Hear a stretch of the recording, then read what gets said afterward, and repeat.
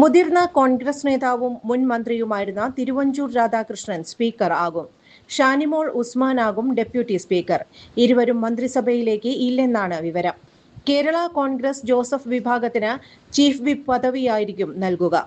മന്ത്രിസഭയിൽ ഉണ്ടാകണമെന്ന ആഗ്രഹം തിരുവഞ്ചൂർ പ്രകടിപ്പിച്ചില്ലെങ്കിലും പരിചയസമ്പന്നതയുള്ള മികവ് തെളിയിച്ച നിയമസഭാ ചട്ടങ്ങളെക്കുറിച്ച് ധാരണയുള്ളയാളെന്ന നിലയിലാണ് തിരുവഞ്ചൂരിനെ സ്പീക്കർ പദവിയിലേക്ക് പരിഗണിച്ചത്. ആലപ്പുഴയിൽ നിന്നും രമേശ് ചെന്നിത്തലയ്ക്കും എം ലിജുവിനും പുറമെ മന്ത്രിസ്ഥാനത്തേക്ക് എത്തിയേക്കുമെന്ന് കേട്ട പേരായിരുന്നു ഷാനിമോളുടേത്.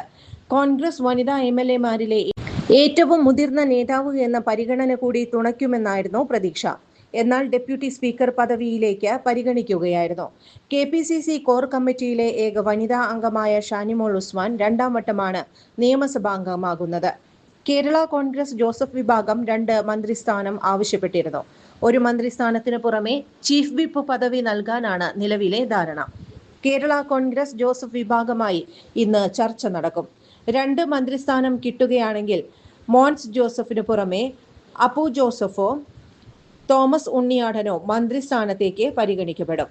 മന്ത്രിസ്ഥാനം ലഭിച്ചില്ലെങ്കിൽ ഇവരിൽ ഒരാളാകും ചീഫ് വിപ്പാകുക. അബുവിനാണ് ചീഫ് വിപ്പ് സ്ഥാനത്തേക്ക് സാധ്യത കൂടുതലുള്ളത്.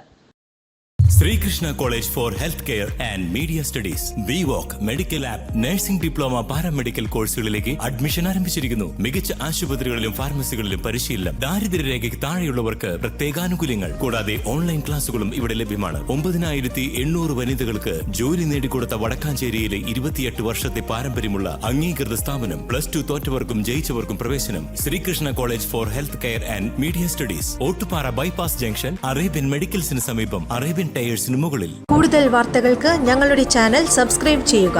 ഫേസ്ബുക്ക് ഫോളോ അപ്പ് ചെയ്യുക. വാർത്തകൾ വേഗത്തിലറിയാൻ എനി ടൈം ന്യൂസ്.